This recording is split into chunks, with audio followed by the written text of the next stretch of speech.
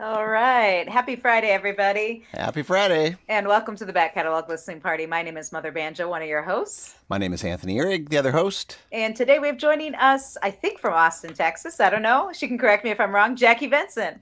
Yep, coming in from Austin, Texas. Awesome. We're so happy to have you here. And for those of you, who lost track of what day it is Friday. And that's how we know that, because we're here and we do this every Friday where we invite different guest artists on to dig into old records and talk about them and enjoy a beverage together. And on this holiday weekend, I'm actually not in my normal place in South Minneapolis. I'm in Cedar Falls, Iowa. With some family.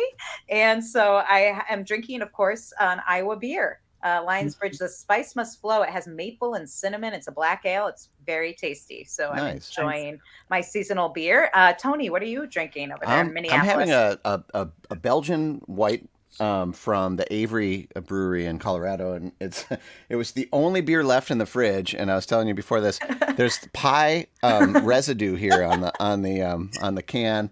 I was desperate, and but it's really good. It's like it's very light and super tasty. Nice. And Jackie, are you imbibing anything on your Friday? Well, I don't really drink alcohol because it makes me sick. I'm like a little baby when it comes to it. And so I'm drinking a watermelon drink. Ooh, nice. Very nice. Yeah. Excellent. And I know a lot of you out there might be wearing your stretchy pants, following a big Thanksgiving meal. Connie's. Get hoodie. Yeah, exactly.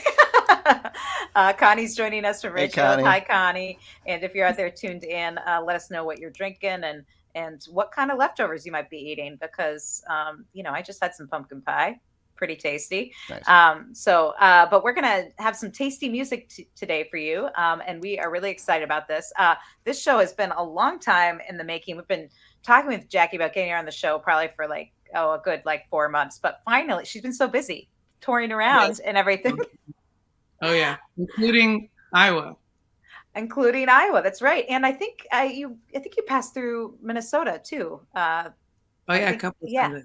Yeah. So I keep missing you live. I've seen you at Folk Alliance International a few times, Nice. and that's been a lot of fun.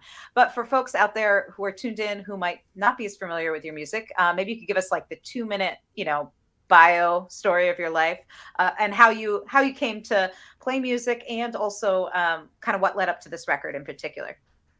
Okay, so I think the record we're back catalog listening to is Joy. Mm-hmm. And so that was actually a really wild kind of story on how that record came about. It was in 2018. I decided I wanted to release a new song every month with a video. So a new song and video once a month, every month that year. Ambitious. And, well, I already started off the year with 6 songs and 3 videos, so I felt like I was out set, but I wasn't. It ended up being really hard. And I always put myself through the hardest things, and I'm always when I'm in the middle of it, I'm always I'm the one who did this to myself. And I don't know why I keep doing these things to myself. Just forcing myself to work all the time. I don't know. I can't help it. But what I'm saying is around month 6, so I guess June, I was like, oh my God, I don't have any more songs. So I just started going into overdrive trying to write the rest of the songs. And so then I ended up meeting Louis, my current manager, in the December of that year. And he had the idea to turn all those singles and videos, because I ended up pulling it off, believe it or not.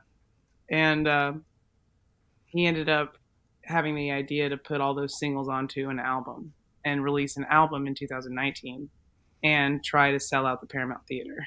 In Austin, yeah. That's for folks who don't know, how big is that venue? 1,200 and right.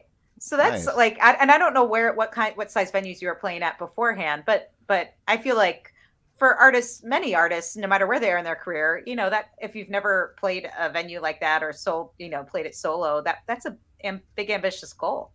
Oh yeah, I was freaked out, and Louis was like, "We're doing this." And I was like, "Dude, Nice. I'm like, dude, I just now barely sold out Antone's, and that's $375 or something like that." Right, like, and that's a hometown show. So yeah, and it was a great show, and I was like really stoked and shocked that we even got 375 tickets, and it still wasn't technically sold out. You know, if you ignore the fire marshal, you can squeeze like 425 in that thing. But, like, what I'm trying to say is, like, at 375, I was feeling pretty damn good. Mhm. And he's like, "All right, let's do 1,200." I'm like, "Whoa, dude!" Whoa. And then on top of it all, he calls the talent buyer for Paramount, and they're like, "Why don't you do the stateside theater?" And I'm like, "Yeah, yeah, yeah." And he's like, "No."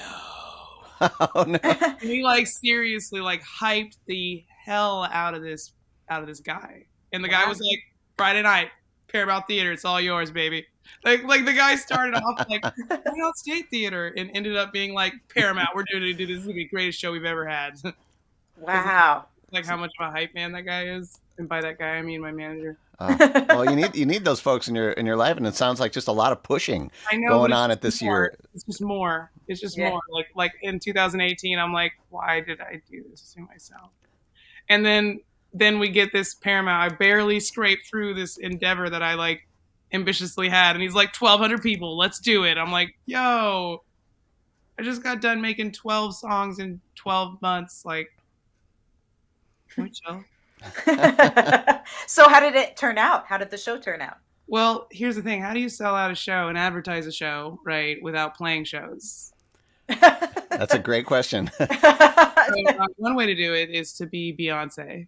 That's really hard. Another way to do it is to be someone like Bob Schneider, but you've been around for 40 years. So, of course, you can sell out a venue. And then the other way to do it is to like somehow get like a viral video, right? Can't really predict that. So all three ways were things that were completely inaccessible to me. I couldn't either be Beyonce or Bob Schneider or just like get a viral video. So how do I advertise a show without playing shows, even though playing a show is the best way to advertise a show? And the answer at that time was live streaming. Oh, cool. And so I launched Jackie Venson live on Thursdays. And I went live every Thursday. And sometimes I even added Wednesday. And every time I went live, I'd talk about the Paramount show. How far in advance did these shows start? In January. And the show was in April. And this was, sorry, what year? I'm losing track. This was 2018. 20. 2018 is when I wanted to do the one song and video a month. Which also, by the way, just shows why you've been so successful during this pandemic. My live streaming, right? yeah. You were already live streaming. You were so ahead of the curve. I mean, most musicians were like, "How do I do this?" What? Scrambling to buy cameras and get their setups. And Jackie's like, "I got this. I'm a pro." Jackie Venson live on Thursdays. It's a reboot, season 2. Oh my gosh. Well, that's amazing. Well, we have some folks who joined us, and I want to have a shout out to Anne saying, so thankful for you guys, just drinking some hot tea today. Yeah, it's a good day for that. Kind of chilly out.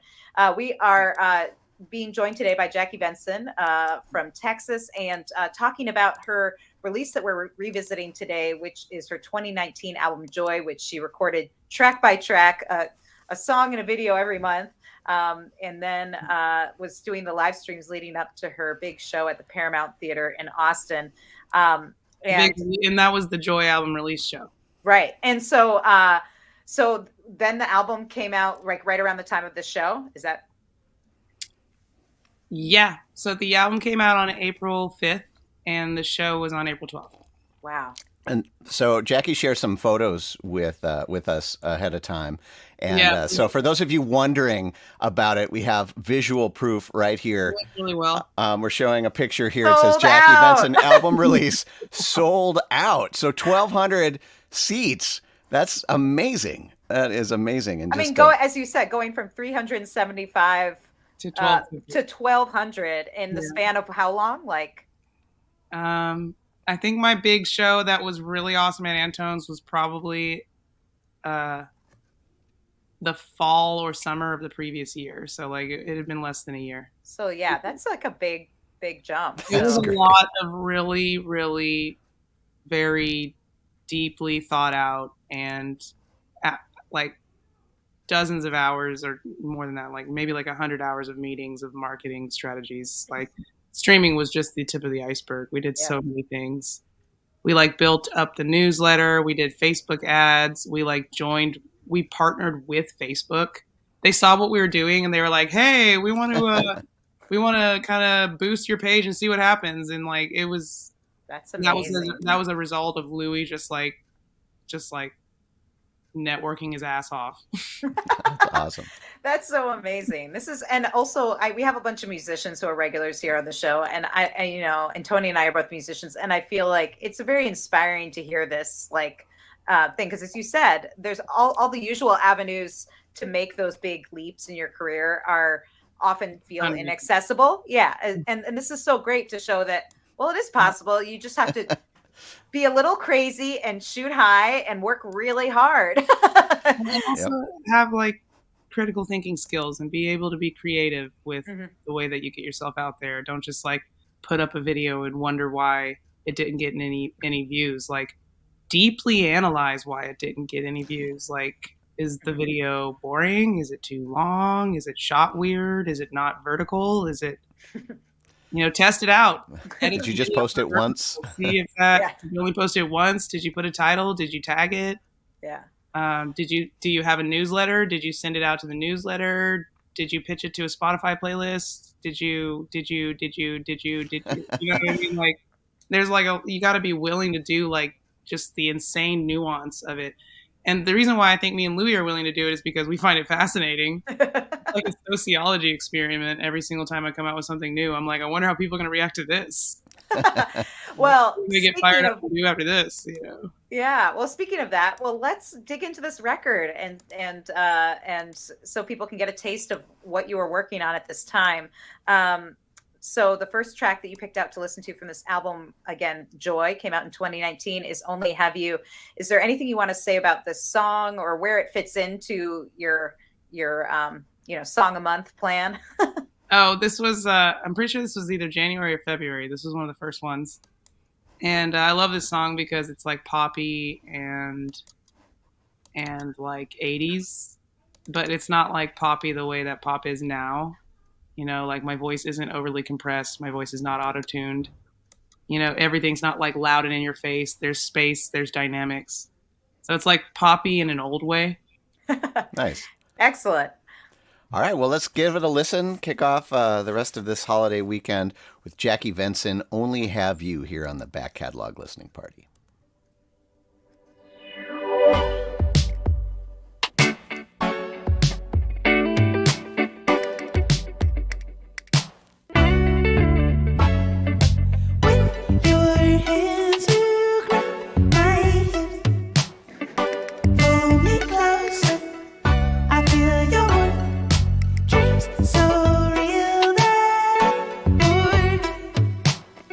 You are no longer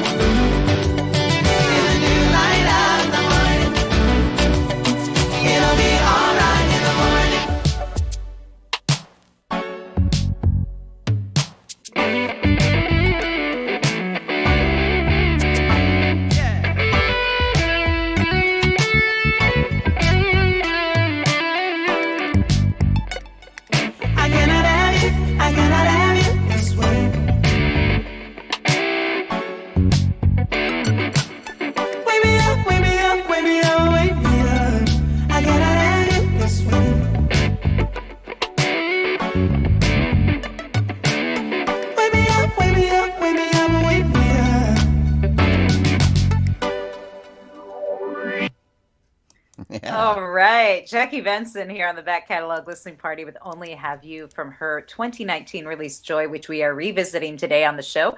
Jackie joining us from Texas, and that song and the album in general, for folks who might be more familiar with your more recent stuff or have seen you play live, obviously very rooted in the blues, great guitar player and singer and performer. That has a lot, as you said, a lot of poppy stuff on it, a lot of like synthesizers and fun sounds and beds. And I'd love to know, when you were approaching this record, were you like, yeah, I kind of want to make something more poppy, or what kind of led you in this direction? Well, I mean, the songs were just kind of written and arranged that way, and they just kind of came out that way. I wasn't playing with like bandmates in a lot because I was kind of in a transitional period with the people I was playing with, and so I had like it wasn't like this thing where like the band writes together and we all write songs together. It was like if I didn't write the songs, there were no songs. Like there was no, we'd have to do covers. Mm-hmm. That's what it was, because like the dynamic of my band was never that somebody else wrote the songs. So like before I started writing the songs, we just played a lot of covers, and then I started writing songs, and then I would be like, you know what, I feel like this song sounds like it could be a reggae song, and this song sounds like it could be a poppy song. And then in 2017, I met this keyboard player's name's John Dees, and then I would show him my song ideas, and he would come up with these really cool like keyboard parts. And then I'm also a keyboard player, but I hadn't played the keys in a while because I've been focusing on guitar. But hanging out with him and seeing the stuff that he was doing on my songs with the keyboard parts was inspiring me as well. And then I got a robot, and the robot's basically a sampler. So I started arranging my own songs. I wouldn't need to go over to John's house or go here to get the drummer to play this anymore. I could just get the machine to do it and record it myself. So then I started arranging my own songs. And so then it's just me in a room. Yeah. I was wondering about this. Was like these compositions just you sitting at a laptop or something like that? Well, Only Have You, I actually did that with John Dees. John Dees produced that, and those keyboard parts were all him and his ideas. And but I wrote the bass line, and I was going to ask about that. Yeah, very funky. I love that bass line. Yeah, I wrote the bass line, but John Dees like put all these really cool fills. Like I wrote like I wrote that bass line, but then he'd be like like he would cool like fills, and I really liked that flavor of it. So I didn't, I wanted like the flavor of another player playing the parts that I wrote. You know what I mean? So like I wrote that string part that goes blang, blang, blang, blang, blang. I wrote that part, but then John Dees did all those cool little like sounds you hear. Yeah. Like, you know what I'm saying? And I wanted to like experiment. That's why I wanted to do that, because I wrote those parts, and then that's kind of where my brain stopped having ideas. And so I wanted to like experiment with working with producers and people, other minds on it. And so that's why the record is kind of all over the place, because it's like a bunch of different producers on it. Like John Dees did that one. Nick Clark did Witchcraft. Chris Frenchie Smith did a lot of them, like produced them. Because I would come in with this robot, and I'd be like, this is what I came up with. And I would press play, and it would play the bass part that I came up with. It would play the strings part that I came up with. And then whoever was producing would be like, well, I'm thinking we could add this. And then we would take it from there. Nice. Super cool. Almost like a single by single, different band. And I don't know. In like the universe we typically live in, it's like, in the, more acoustic stuff that we'll talk to people, and it's that's not as common. We'll just say that. Yeah. And I hear this kind of stuff about producers. Like, I'm going to bring a producer in this song, and it has this whole nother flavor. That type of collaboration, is less familiar, I think, to at least me. And so it's really interesting to hear how that actually works in practice. That they come in and then having multiple producers on different tracks on the same album are going to give you all that variety. Well, the reason why it was like that is because it didn't start off as an album. It started Right. off The singles. with a new song every. It wasn't like this thing until we made it into that. Right. You know, and one thing that I think is interesting, you were talking about how you did these live streams. Again, this was like pre-pandemic. You were doing these live streams every week, you know, to hype up this release show. And you were doing the live streams. Those were pretty much by yourself, right? The ones that you were doing. So you were using the robot and the loops and playing guitar and singing live. Exactly. That's what I mean by like I would come up with the arrangement, but then I would get a producer to like add like just an extra zing to the arrangement, you know, like just to make it so that it wasn't all sounding like it was coming from the same place, because that can come around and bite you in the ass eventually. It's where like everyone's like, oh, here we go, same song that you wrote last time. Yeah, so slightly different. No, that's true. You're right. Other people can bring fresh ideas and hold you accountable if you're kind of doing something similar. Shit. Yeah, exactly. So like, that's why I wanted to do that. I wanted my records to be like things that lived. I didn't want them to just be like ideas that I had alone in my room. Well, and that brings up an interesting point. You talk about you want the songs to live. You know, if you're playing live with a band, obviously you can mix up every performance pretty easily. But if you have some of these sounds already and you're doing it by yourself, like at least for the live stream or a performance, it makes it a little harder because some of the sounds are a little more, you know, entrenched. So I'm curious as to how you find your way of mixing that up when you do it live. Is it just, do you do different guitar parts, or do you actually kind of reconceive of it differently every time? Well, the entire like reason why I wanted to have records that lived on their own is theoretically people don't ever get tired of hearing the songs. So like, no matter what, if it's happening live, whether it's, unless it's like literally with a track that never changes, which that's not how my robot works. It's the sections of the songs are tied to a foot controller. And so we take it to the verse when I want to go to the verse, not when the machine is playing the verse. You know what I mean? Like, we'll hang out on the intro. I'll talk to people about the merch that's on sale, and then I'll press the button, and then we'll go into the verse. And so theoretically, every single song can kind of be played differently, because it's literally separated into like 12 different patterns that represent the different sections of the songs. I can extend the sections, I can extend choruses, I can do all that stuff. So which by the track. Yeah, which by the way, for folks who maybe, we have some musicians again who are in the audience, who maybe it's enough for them to play their instrument and sing, let alone like dealing with like 12 different pedals or different tracks they can handle. I'd love to know like kind of what led up to that. Like, were you well versed in using like looping pedals and things like that before you started doing this? Because I was like, it would be hard to go from straight like, oh, I'm playing my guitar live and singing to like, oh, I have all these different sounds and beds. Do you kind of slowly evolve into this? Yeah, it took me like 5 years. I did live looping for 4.5 years before I found this stuff, this sampler that you could organize patterns of sounds. Also, you can, the sampler has 8 outputs. So like all the parts are on their own output. All the keyboard parts are on their own output. All the background vocals are on their own output. And so at a live show, it gets mixed like a 5 or 6 piece band. So you have an engineer just like actually doing that during the shows. That's cool. And he puts like delay, like tap tempo delay on the background vocal track, and then the background vocals ring out. Which also goes to show it's like you might be a one-woman band, but it's a lot of prep to like to get a new song like ready. Yeah. So you're asking like how do you perform solo on a stream without the streams getting monotonous? Well, that is a testament to how good the recordings are, because if the people are attached to the recordings, they're never going to get tired of hearing the songs. Actually, they'll probably get annoyed if you don't play it the way. It's true. We've all been there, right? We get used to that one version of a tune. It's honestly quite the opposite. They don't want you to change it. They want to hear you play it. They want to hear you and sing it and play it live, and they want it to sound the way they think it should sound. And the way they think it should sound is the record that they heard.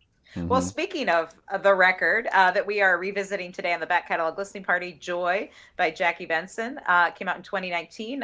We did post a link in the comments where you can check out her merch. And I don't know, do you still have CD copies of that album? I do. Awesome. So folks can actually order the physical CD and hear these tracks, carefully constructed tracks, at that website. And it's a great, with the holidays are coming up, folks. So Yeah, it's a good thing to do. And Bandcamp, you can pay what you want, folks. So you know, you could purchase it for whatever she's listing it as, and then add a little tip as a thank you, and let her know how much you appreciate her music.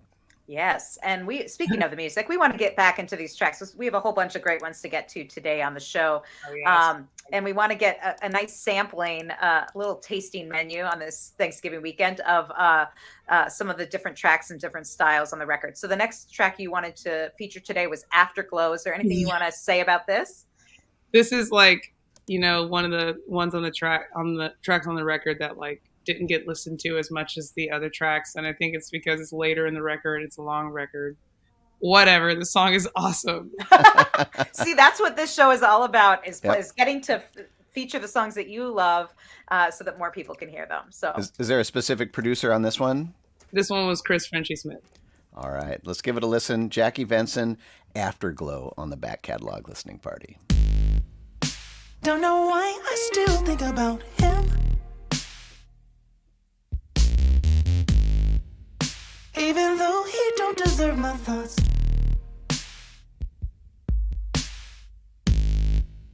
Don't know how I will let anyone in.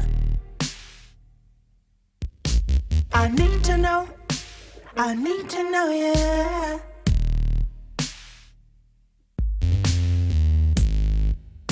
And sometimes I wanna kick down these walls, but then I know I won't be protected. Yeah. But protection at what cost? I need to know, yeah. So exciting at the start, then you live the day by day. Don't let it go, don't let it fall apart. Once the shine starts to fade, yeah. Afterglow, come and go. Afterglow, come and go. And I know I need to open my heart,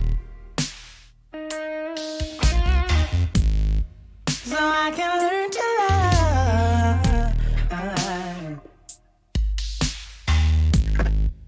How to conquer the fear of hurt.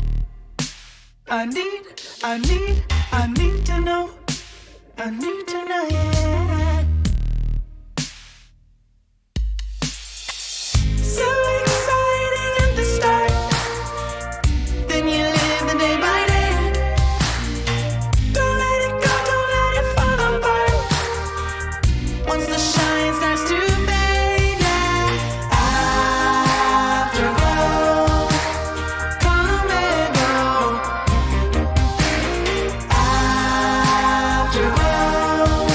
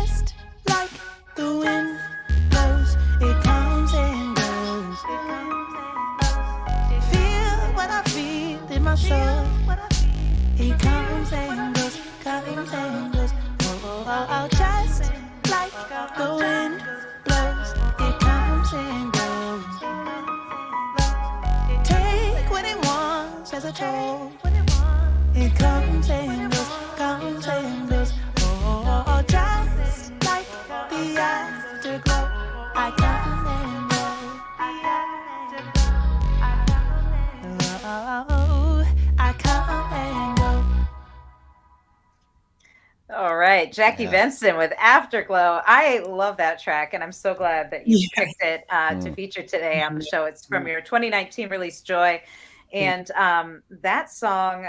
I love it. What just the parallel, the guitar in your voice. It's just Yeah. so cool. All those runs, and I'd love to know a little bit about your influences, your musical influences, because I hear a lot of different stuff. But of course, being from Minneapolis, it's hard not to hear a little Prince Yeah. sneaking in. But I would love to know, what did you listen to growing up, and in this track in particular, are you like, oh yeah, I can kind of hear this and that? Oh, as far as the arrangement goes, it's like 100,000% Disney. Ah, interesting. It's a really theatrical, a lot of musical material squeezed into a small amount of time.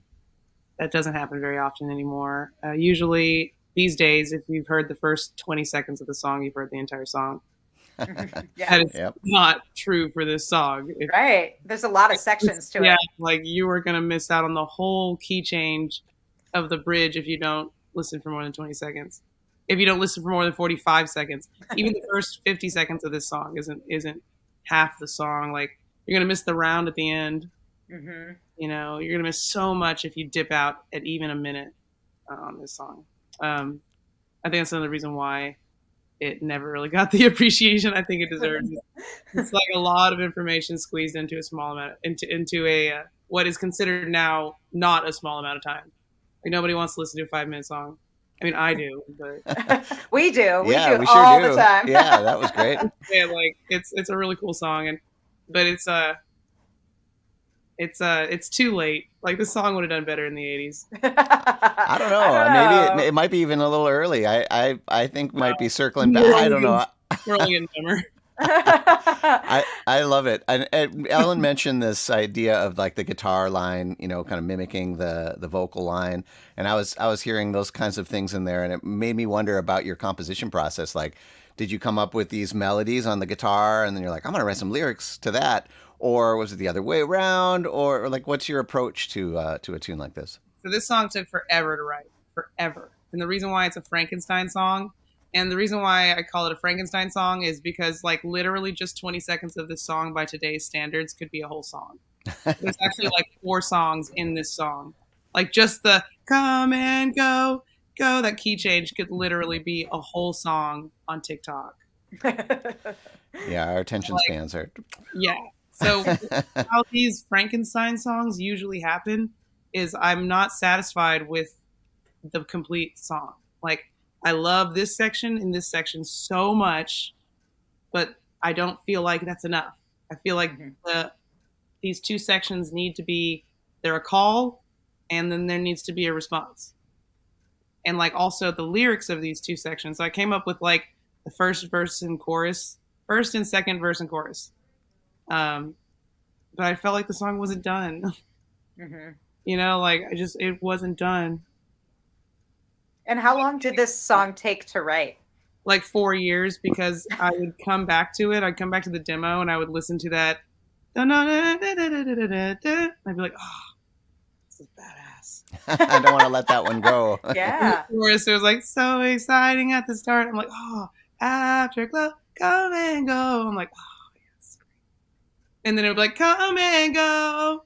I'm like, okay, that's not the end though. Yeah, it sounds like the beginning, kind of, Yeah, I've said a lot in these 2 verses and choruses, but it's not over yet. It can't be over yet. I'd be lazy if I called this the end, and I don't want to be that which, takes the wind out of my sails. Lazy artistry is some of the worst things I've.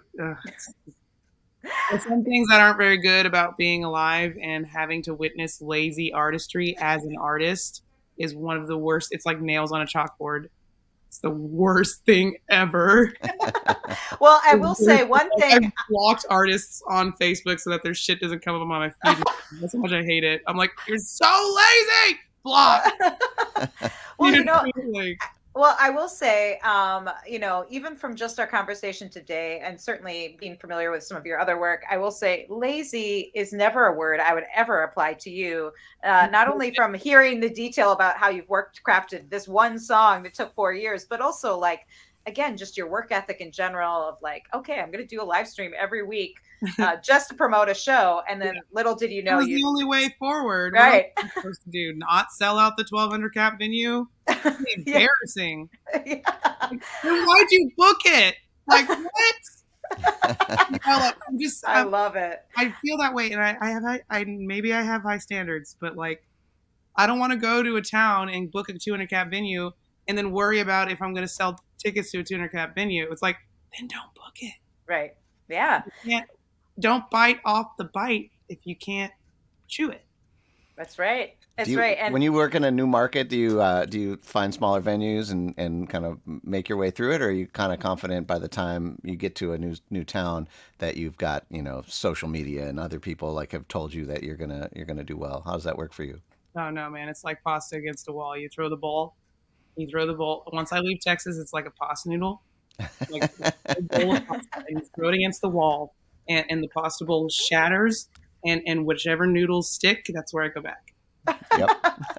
Well, we're happy that you keep making your way then to Minnesota and letting those noodles stick in our neighborhood. Yes, Minnesota's the noodle stick, so I come to Minnesota sometimes. But we love it. Chaos out there. It's chaos out there.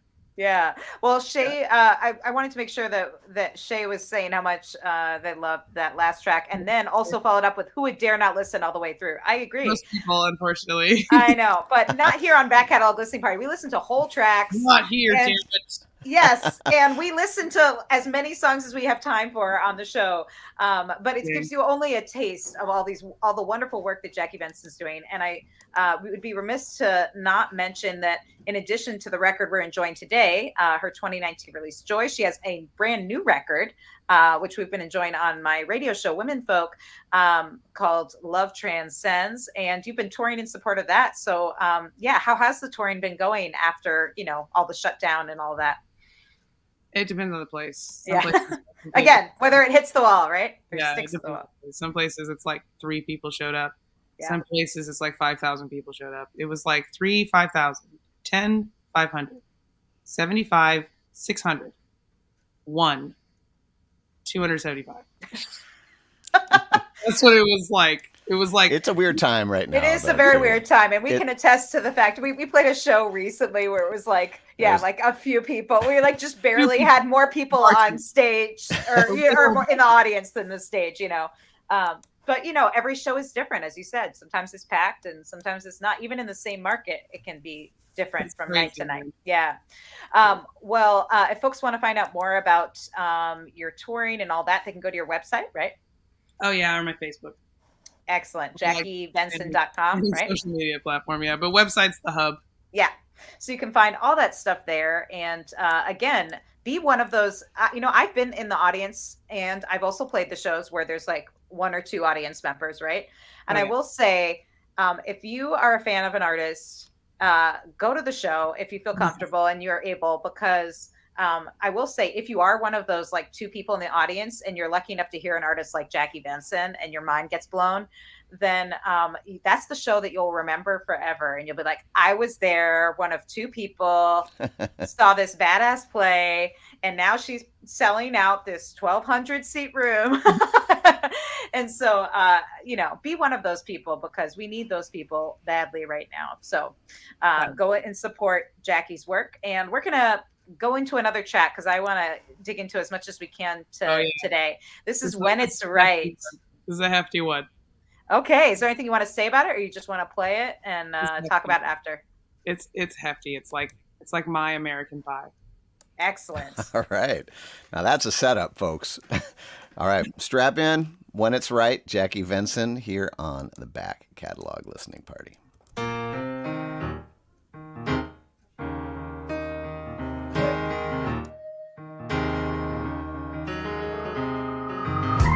I was sitting here thinking about you when I was distracted by promises of something new. you treated me. It's a damn shame. 'Cause even a fool knows I'm a prize to claim. Freedom has a high price. True love won't make me roll the dice. Oh, when it's right, it's right. We all know what that means. When it's right, it's right. And I know by now, swimming in a sea of change. Some people running high, but I ride the wave. I take comfort in knowing this is fact. 'Cause even when my chips are down, baby, I know I'll bounce back.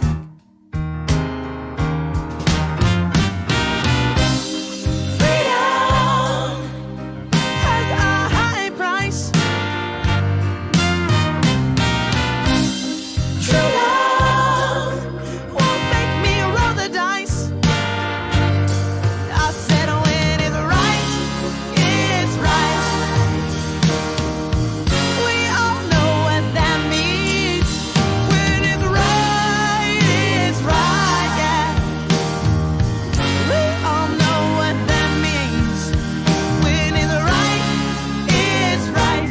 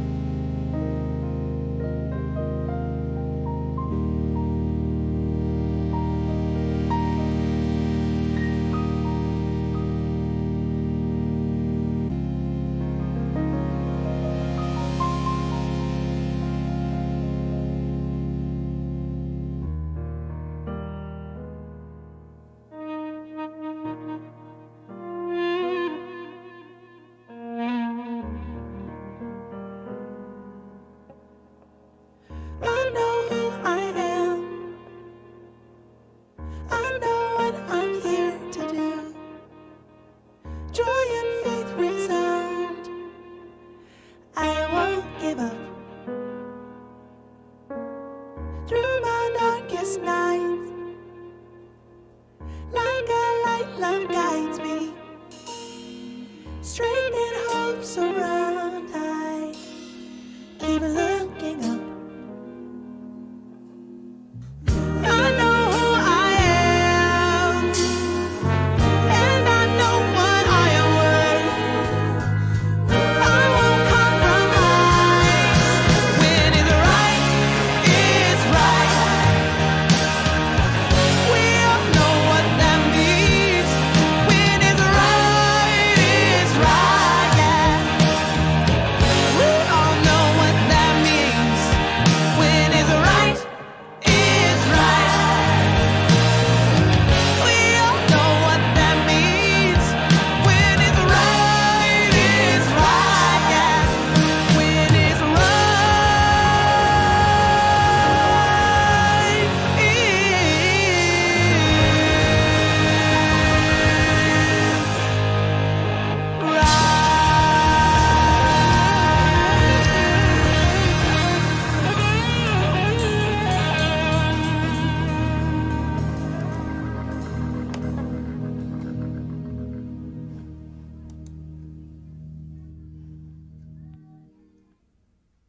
All right, Jackie Venson, what is Seriously. right?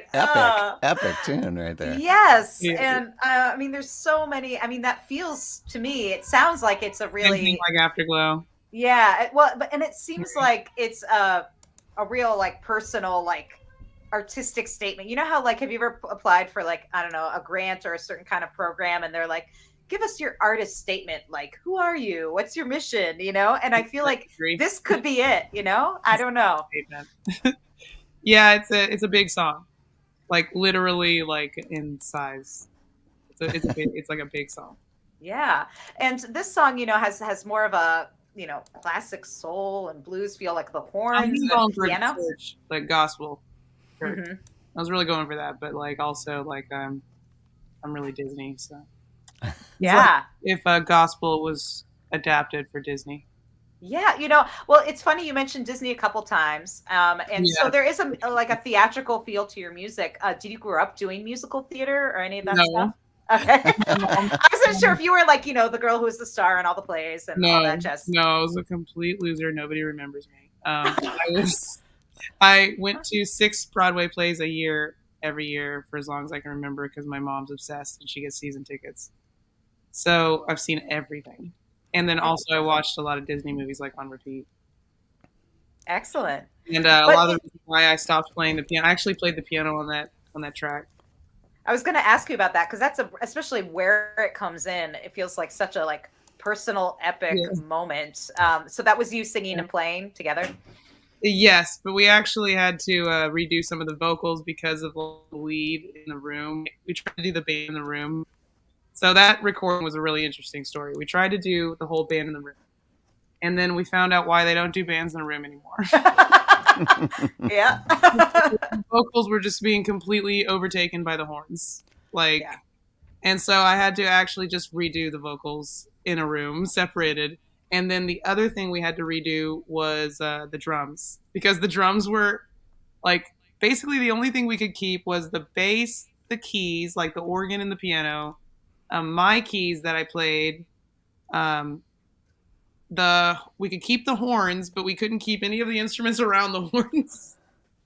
So the lead vocals were out the window, the background vocals out the window. We had to redo all those separately. So some of that recording is from when we performed it live, and then some of it is overdubbed. So like Rodney had to like relearn his exact part from the session. Can't be off at all. Yeah. And then like replay. I'm like, Rodney, there was a video involved, so you got to try to play it as close to the way you played it when recorded. He was like, okay. So like, it's this really long, epic song, and he nailed it. He got it in like 3 takes. That's amazing. That's so great. So we had to redo pieces of it because of the bleed of the microphones. It's just too much, and we wanted it to sound better than it did. We're like, okay, the only way we're going to be able to make it sound bigger is if we separate the drums, separate the vocals. You know, otherwise there's just only so. That's why all the really old recordings sound small and quiet, and all the new recordings sound huge and big, because they separate all the things and they can mix them individually. So yeah, but we didn't want to completely scrap the whole thing because the energy was there. So yeah, it was an interesting process, but it came out great. Like, you'd never be able to tell. Well, and I just want to speak to the kind of the dynamics that you were just talking about. Like, I look at a lot of waveforms doing this every week. Oh, yeah. And normally, if you look at a waveform for a song, it's one big rectangle. Oh, yeah. You know, and I thought when I was staring at this before we went in, I'm like, wow, this is going to be epic. You can see visually, you know, the ups and the downs and this and the that. And I think that's baby. Life is ups and downs. Life is not one giant block. Okay, it's true. And I think that it's more music could stand to breathe a little bit and tell stories in this way, because it's you can really feel it. I just wanted to share that. That's amazing. Usually it's just a big rectangle. And I don't understand dynamics anymore, and they're also like, no silence. I'm allergic to silence. No rests. I love it. Sound. Well, again, getting back to that theatrical feel, I mean, the big numbers are only good after you have had the quiet moments, right? And so they they feel bigger after it's been quieter. So I think that's a real testament to that. And Richard, loving it, from Asheville, North Carolina, Yes, loves really Jackie's good. music. And if you have any questions, Debbie too, Debbie and Emily, hello. oh, and if any of you out there listening who are new to the show and fans of Jackie's have any questions for Jackie, we have a little bit more time. So if you want to throw any last minute questions or comments, feel free. This is something that Anthony and I do every week. We invite different guest artists on to revisit old records and talk about them. And it's been such a pleasure to revisit this record because the album is called Joy. And one of the cool things about having you on today to talk about it is that you, as you talk about these songs, you're so excited still, which, sometimes the excitement goes away after a record's, you're on to the next project and you're like, okay, I'm done with that.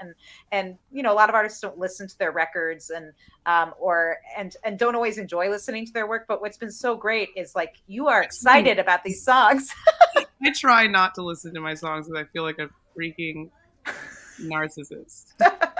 I'm serious, but I want to hear them because I just want to hear all the parts. I want to listen to Vintage Machine all the time, like pop, pop, pop, pop. Just want to hear that all the time.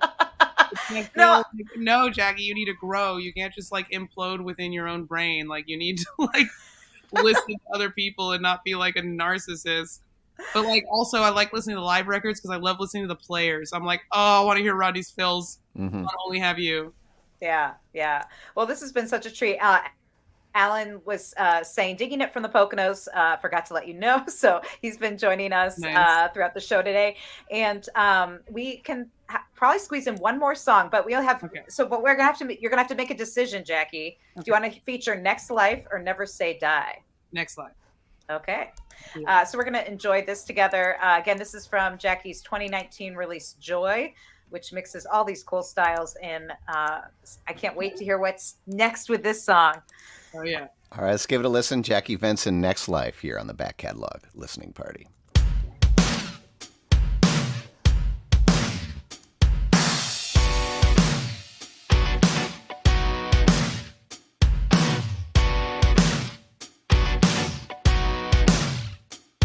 Exploding stars in the sky.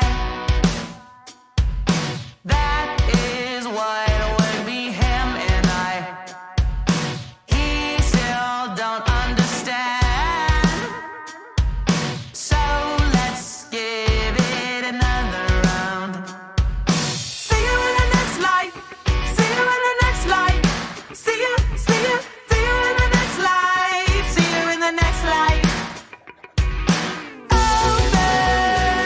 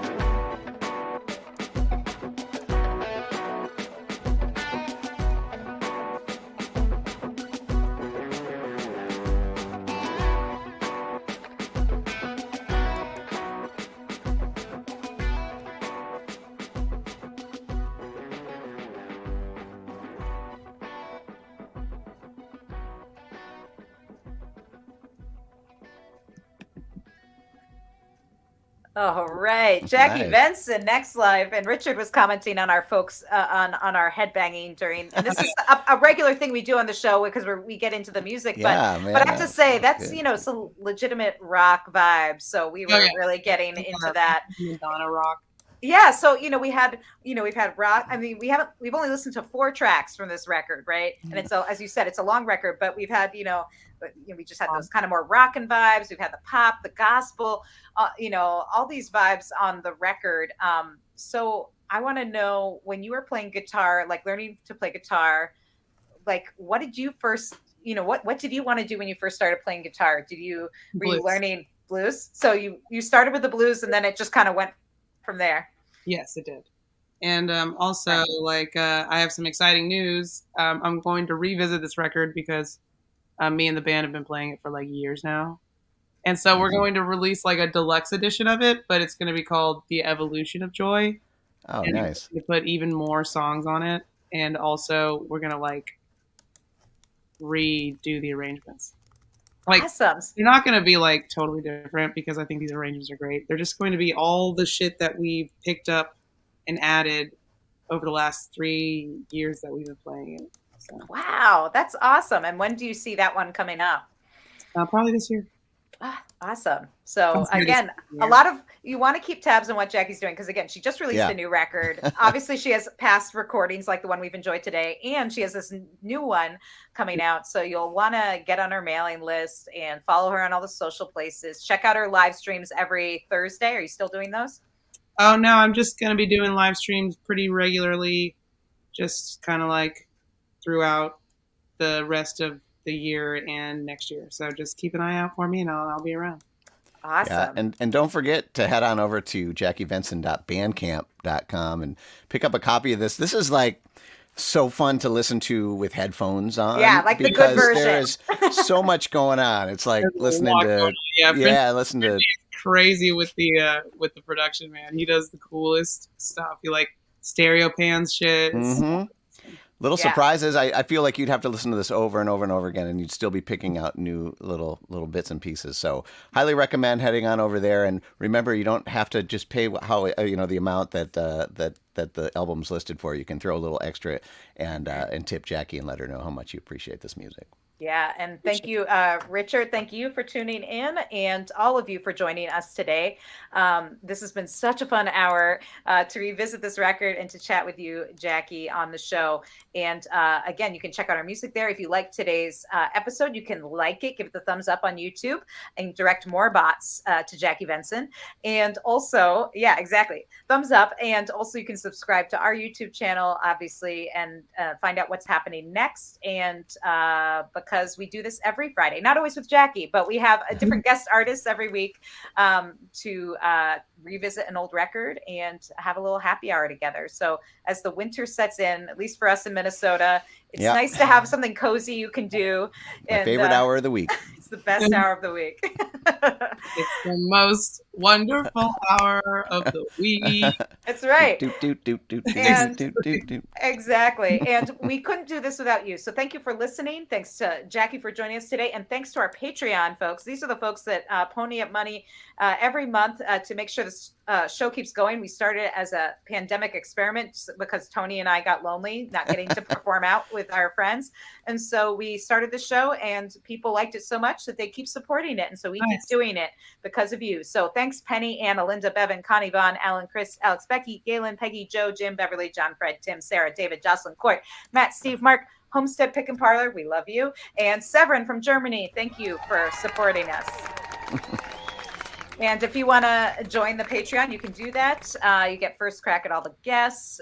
We have a holiday party coming up, a private holiday party coming up. We're going to be spinning all our favorite holiday records. And we do after parties with artists and all kinds of good stuff. So you can check that out. But mainly, thank you for being here because this is why we do it, to hang out with you and listen to music, whole tracks of music like Jackie's songs. Well, thanks again, Jackie, for spending an hour with us. This was so much fun, and I really loved hearing your take on the music, and it's really refreshing. And I can't wait to hear what happens with the next version of this album. Yes, it's going to be cool. I think it deserves a revisit. Yeah. Well, thank you so much, and have a great holiday weekend, folks. And we'll see you back next week for another edition of Back Catalog. Cheers, everybody. Cheers. See you next week.